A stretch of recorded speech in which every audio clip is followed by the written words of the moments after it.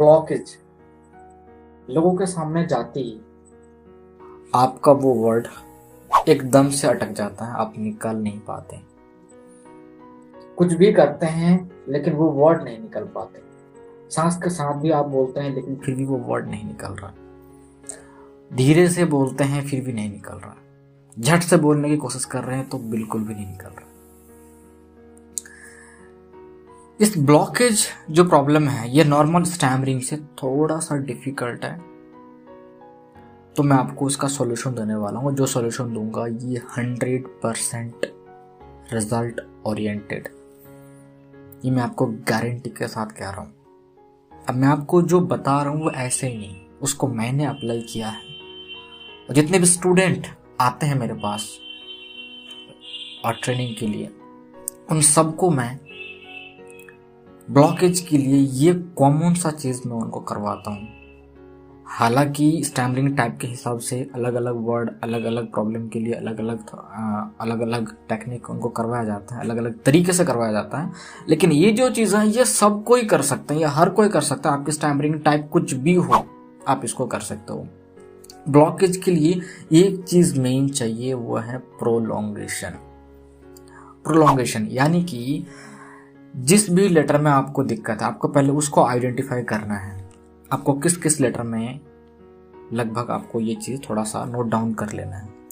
Note down करना है कि किस किस लेटर में आपको दिक्कत है। बड़े ध्यान से समझना, स्टेप बाय स्टेप मैं आपको बता रहा हूँ, बस आप उसको करते जाना। अगर आप रिजल्ट ना आए तो फिर मुझे बताना कमेंट करके।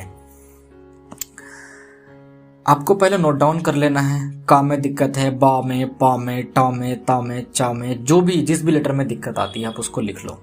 और आपको डिस्क्रिप्शन में एक लिंक दिया हूँ, उस लिंक को क्लिक करके आपको क्या करना है, उस लेटर से जो भी वर्ड आता है 15-20 वर्ड आपको लिख लेना है।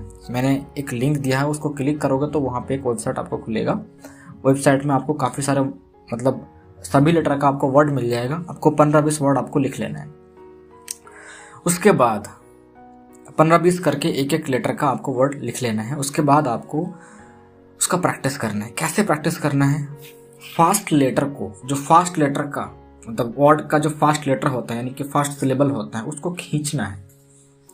जैसे कि मान लीजिए कि आपको का में दिक्कत है, कश्मीर, आपको कश्मीर बोलने में दिक्कत आती है या कर्नाटका बोलने में दिक्कत आती है, तो आपको इस तरीके से वर्ड को निकलना है। सांस आपको अंदर लेना है नॉर्मली। कर्नाटका, कर्नाटका, कर्नाटका, कर्नाटका, कश्मीर, कश्मीर, केरला, केरला। इस तरीके से आपको उस वर्ड को निकलना है। क्यों करना है ऐसा? देखिए, आपका जो टंग है उसको एक नया स्टाइल देने के लिए उसको किस तरीके से मूवमेंट करना है ताकि वो वर्ड आसानी से निकले। वो जो मूवमेंट है वो उनको हैबिट में बिठाना है, हैबिट में लाना है उसका। तो टंग को एक नया डायरेक्शन में, एक नया स्टाइल में मूवमेंट करने के लिए उनको ये चीज़ करवाना पड़ेगा। टंग को ये चीज़ करना पड़ेगा, टंग को उसी दिशा में मूव करना पड़ेगा। आपको कई बार करते करते करते करते वो लाइन पर आ जाएगा। ये मैं आपको प्रैक्टिस की बात बता रहा हूँ। लोगों के सामने अप्लाई कैसे करना है वो मैं आपको बाद में बताता हूँ। आपको पहले ये प्रैक्टिस करना है घर के अंदर, अकेले में प्रैक्टिस करो, मिरर के सामने खड़ा होकर प्रैक्टिस करो। मैं ये नहीं बोल रहा हूँ कि इस टेक्निक के थ्रू आप लोगों के सामने जाके बात करो, प्रैक्टिस करो एटलीस्ट। अब ये प्रैक्टिस अगर आप 1 हफ्ता, 10 दिन, 15 दिन आपने किया, वो वर्ड क्लियर होने लगेगा। लेकिन ये आपको दिखेगा नहीं उतना जल्दी, क्योंकि लोगों के सामने जब जाते हैं ना तो सिचुएशन कुछ और बन जाता है। मन में एक डर होता है, एक गिल्ट होता है, काफ़ी सारे नेगेटिविटी थॉट आता है। उसके लिए आपको लड़ना पड़ेगा वहाँ पे। उसके लिए लोगों के सामने उस तरीके से मूवमेंट करना है आपको, ताकि लोगों के सामने आपको वो दिक्कत ना आए। लोगों के सामने आपको उस तरीके से उस वर्ड को निकलना है, सेम एज इट इज जैसा आप अकेले में कर रहे थे। उसके लिए आपको क्या करना है, आपका कोई भी क्लोज पर्सन होगा, चाहे भाई हो, बहन हो, दोस्त हो, कोई भी हो, आप उनको सामने बैठाओ और उस वर्ड को निकालने की कोशिश करो सेंटेंस के थ्रू। सेंटेंस बना लो उस वर्ड का, और आप उस वर्ड को, उस सेंटेंस को बोलो, उस वर्ड को बोलो। एक ऐसा सेंटेंस बोलो जिसमें वो वर्ड बार बार आए, वैसा वर्ड, वैसा लेटर बार बार आए।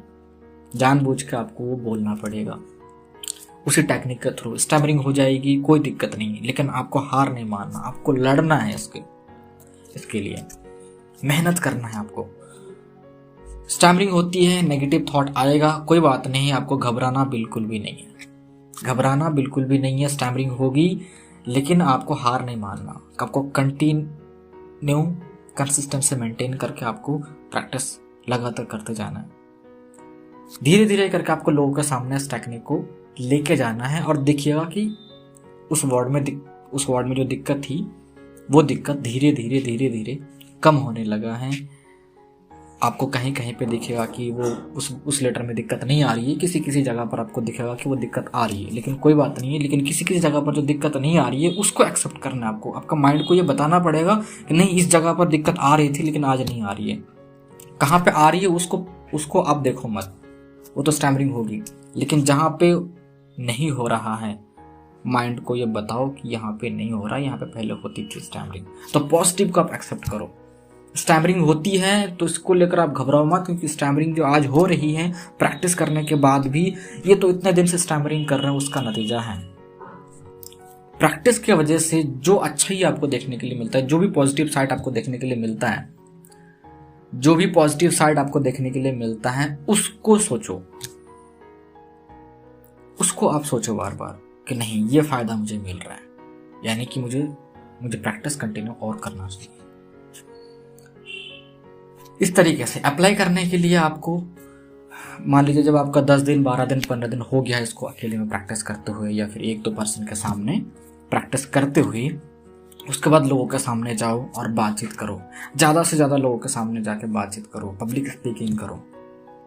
मैं ये नहीं कह रहा कि आप फुल्ली टेक्निक उस टाइम अप्लाई करो, आप प्रैक्टिस करके बाहर जाओ और थोड़ा सा स्टार्टिंग में ध्यान देके आराम से बात को नॉर्मली बोलने की आप कोशिश करो। नॉर्मली बोलो, मैं ये नहीं बोल रहा हूँ कि 100% टेक्निक फॉलो आपको करना पड़ेगा, नहीं, थोड़ा सा आपको ध्यान रखना है बस, तो स्टैमरिंग हो जाएगी। लेकिन फिर से आके प्रैक्टिस करना है, फिर बाहर जाना है, फिर आपको अप्लाई करना है।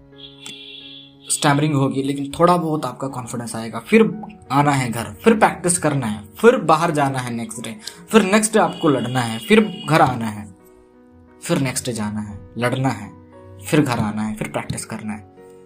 थोड़ा सा कॉन्फिडेंस और बढ़ेगा, फिर आपको बाहर जाना है, लड़ना है, लोगों के साथ बात करना है, फिर आपको घर आना है, प्रैक्टिस करना है, इम्प्रूव करना है। इस तरीके से इम्प्रूव करते करते करते करते करते करते आप देखोगे कि 20%, 30%, 40%, 50%, 60%, 70% इम्प्रूवमेंट, 80% इम्प्रूवमेंट आपने कर लिया है। और प्रैक्टिस अब छोड़ोगे नहीं, आप डटे रहोगे ना, तो आप एक दिन स्टैमरिंग को हरा दोगे, ये मैं आपको गारंटी के साथ कह रहा हूँ। क्योंकि स्टैमरिंग तो क्यूरेबल प्रॉब्लम है, आपने इसको इम्पॉसिबल बना दिया है खुद के लिए। मतलब सोच लिया है कि ये ठीक नहीं होगा, शायद मेरी बस की बात नहीं है, ये सब थॉट आपने पाल लिया है। ऐसा कुछ भी नहीं है, ये सब आपका ओवर थिंकिंग है और कुछ नहीं है। बस कंसिस्टेंसी मेंटेन करके इसके ऊपर काम करो। लोगों के सामने जाना पड़ेगा, लेकिन उसके लिए आपको प्रिपरेशन भी लेना पड़ेगा, उसके लिए आपको तैयारी भी करना पड़ेगा। उम्मीद करता हूँ आज आपको मैंने कुछ सिखा पाया, कुछ समझा पाया।